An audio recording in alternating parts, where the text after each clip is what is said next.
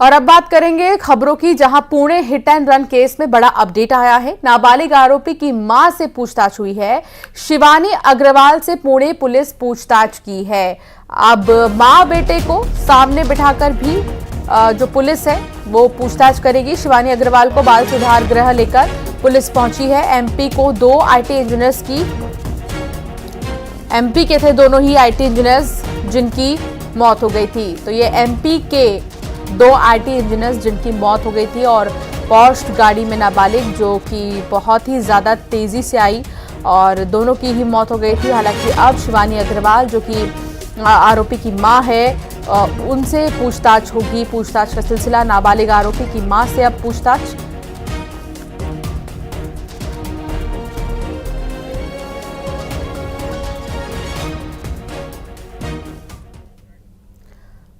खबर राजसेन की, जहां न्यूज 18 की खबर का बड़ा असर हुआ है। नियम के विरुद्ध शराब की दुकान संचालित करने पर एक्शन लिया गया है। आबकारी विभाग ने नोटिस जारी किया। शराब की दुकानों के नाम नोटिस जारी किया गया है। लापरवाही बरतने वालों के खिलाफ कार्रवाई की चेतावनी दी गई है। तो न्यूज 18 की खबर का बड़ा असर हुआ है और आबकारी विभाग ने नोटिस जारी किया है। शराब की दुकानों के नाम नोटिस जारी किया गया। लापरवाही बरतने वालों के खिलाफ कार्रवाई की चेतावनी भी दी गई है।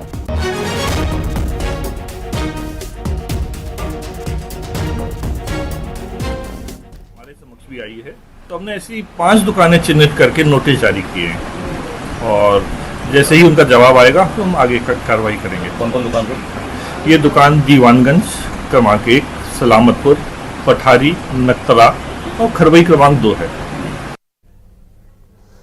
और अब बात बलौदा बाजार की, जहां आग से हाहाकार है। विद्युत सब स्टेशन में भीषण आग लग गई है। शॉर्ट सर्किट से आग लगने की आशंका जताई जा रही है। बड़ी मशक्कत के बाद आग पर काबू पाया गया है।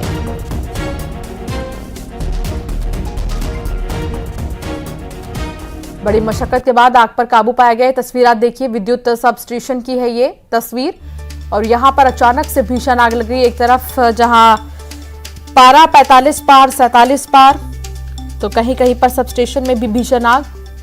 शॉर्ट सर्किट से हालांकि ये आग लगी है, आशंका यही जताई जा रही है शॉर्ट सर्किट से आग लगी होगी। और फिलहाल जो फायर ब्रिगेड की गाड़ियां हैं वो मौके पर मौजूद हैं।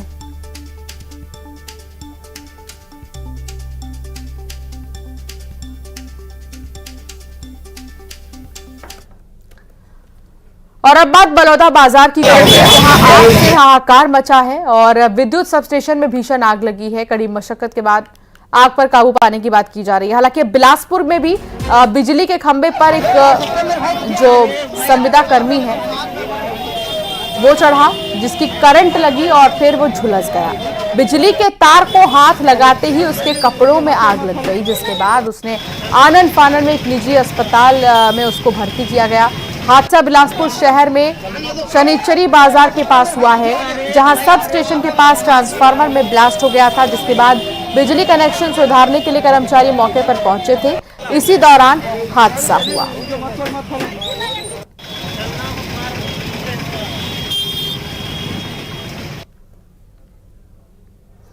भोपाल में बीजेपी की पहली चरण की बैठक जारी है। दूसरे चरण में संभागवार बैठक होगी। तीसरे चरण में फिर सामूहिक बैठक होगी। संगठन महामंत्री हितानंद शर्मा बैठक ले रहे हैं। बीजेपी के प्रदेश अध्यक्ष वीडी शर्मा भी इस बैठक में मौजूद है।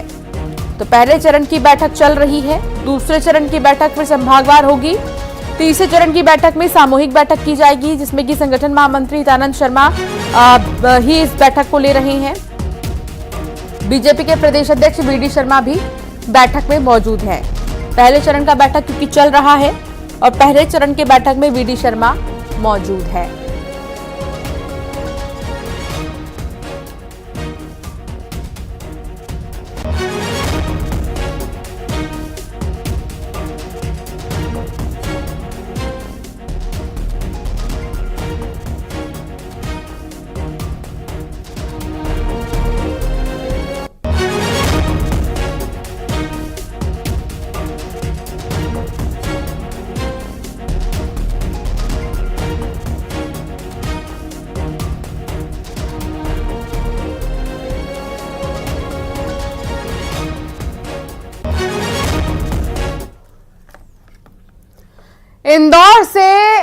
ऐदलाबाद तक हाईवे बन रहा है और खंडवा जिले का एक बड़ा हिस्सा इस हाईवे से जुड़ता है।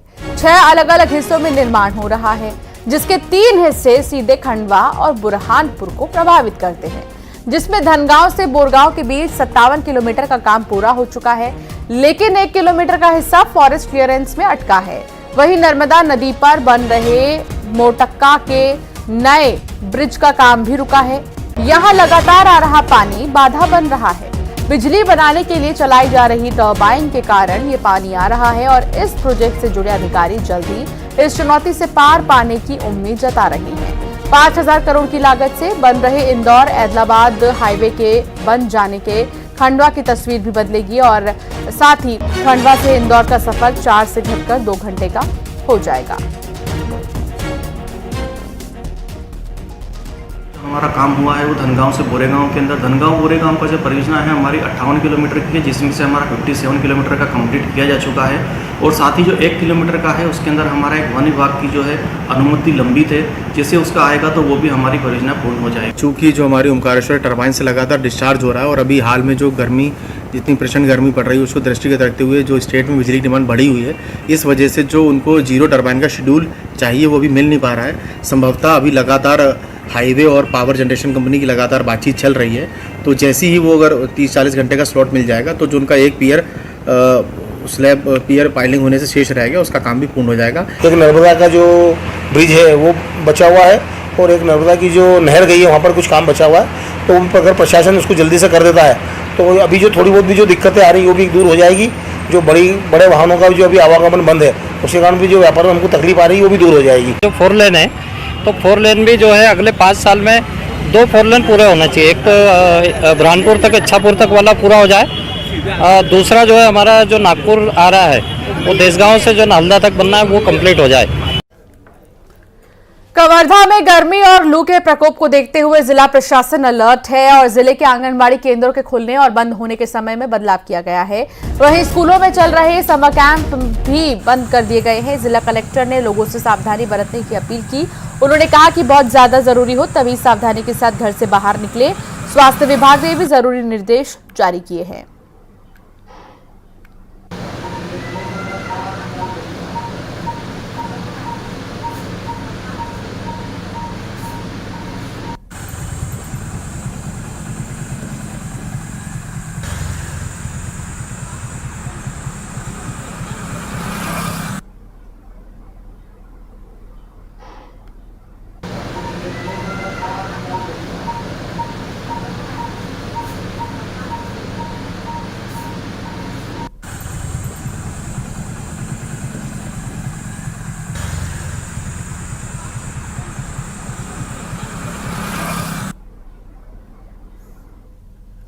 हरदा जिले में टिमरनी राजस्व विभाग ने अवैध रेत खनन और भंडारण के खिलाफ कार्रवाई की और छिंदगांव सड़क पर रायबोर रेलवे पुल के नीचे जमा की गई 50 ट्रॉली अवैध रेत को जब्त किया गया।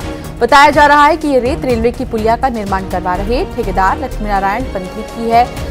जांच के दौरान पता चला कि ये ठेकेदार ने रेत की रॉयल्टी नहीं दी थी। इस रेत को गंजाल नदी से अवैध खनन पर निकाला गया था। टिमरनी राजस्व विभाग ने जब्त की गई रेत का इस्तेमाल नहीं करने की पता तो होगा, कहीं से ला रहे होंगे, नदी वदी से ला रहे होंगे। ये रेत कहाँ से आई हुई है? क्यों रेत कहाँ से बोले? ट्रैक्टर वाले ला रहे हैं। ट्रैक्टर वाले कहाँ से ला रहे हैं? नहीं तो पता तो होगा, कहीं से ला रहे होंगे, नदी वदी से ला रहे होंगे। ये रेत कहाँ से आई हुई है? क्यों रेत कहाँ से बोले? मध्य प्रदेश में इन दिनों भीषण गर्मी कहर बरपा रही है और हर तरफ लोग गर्मी से बेहाल हैं।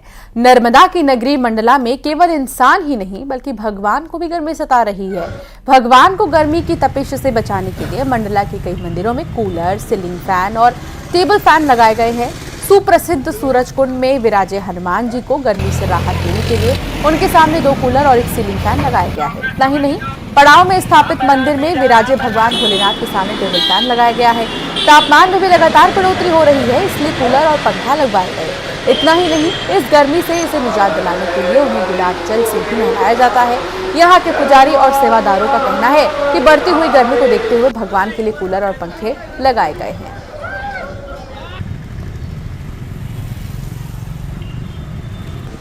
गर्मी बहुत पड़ रही है और जो माता जी के लिए इसलिए लगाए कि अपने को गर्मी पड़ती है तो माता रानी को भी गर्मी लगती है, इसलिए 24 घंटा माता राम की सेवा के लिए कूलर लगाया गया।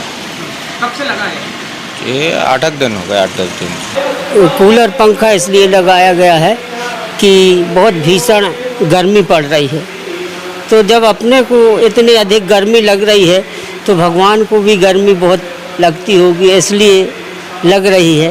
तो इसलिए पंखा कूलर की व्यवस्था हम लोगों ने की है। नौतपा का सीज़न चल रहा है और गर्मी भी अधिक है और पूरे मंडला और देश में ये गर्मी बहुत ज़्यादा पड़ रही है। जैसे अपन को गर्मी लगती है, कूलर पंखा अपन लोग घर में लगाते हैं, इसलिए मंदिरों में भी कूलर पंखा की व्यवस्था की गई है ताकि हनुमान जी को गर्मी न लगे। तो वहीं अभनपुर में यात्री बस में आग लग गई और एसी पाइप फटने से आग लगी है। बस जलकर राख हो चुकी है। बस में सवार थे 35 यात्री और सभी यात्री सुरक्षित बताए जा रहे हैं। जगदलपुर से रायपुर ये बस जा रही थी। रायपुर अभनपुर मार्ग पर हादसा हुआ है।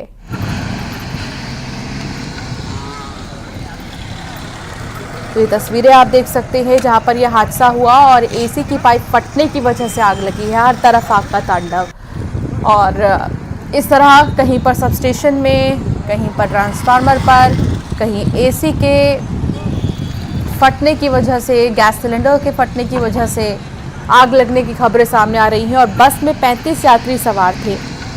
एसी बस थी ये। अभनपुर में यात्री बस में अचानक से भीषण आग लग गई। किसी तरह लोगों ने अपनी जान बचाई है। बस से सीधे बाहर कूदकर एसी की पाइप फटने की वजह से आग लगी।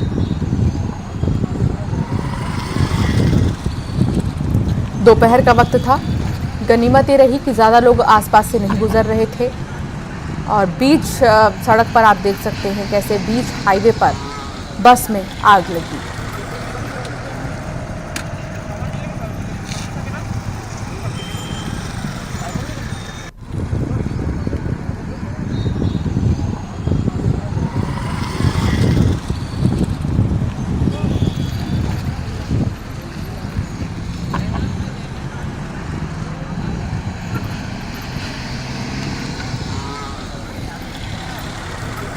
तो अभनपुर में सभी यात्री फिलहाल सुरक्षित बताए जा रहे हैं। एक्सक्लूसिव तस्वीर आप देखिए। 35 यात्री बस में सवार थे, लेकिन अचानक से बस में एसी की जब पाइप फटी तो भीषण आग लग गई। आग ने प्रचंड तरीके से जो है परेशान कर रखा है। आग का तांडव देखने को मिला है बीच सड़क पर ही। जब ये बस आग के हवाले हो गई, किसी तरह यात्रियों ने अपनी जान बचाई है और सारे ही यात्री सुरक्षित बताए जा रहे हैं।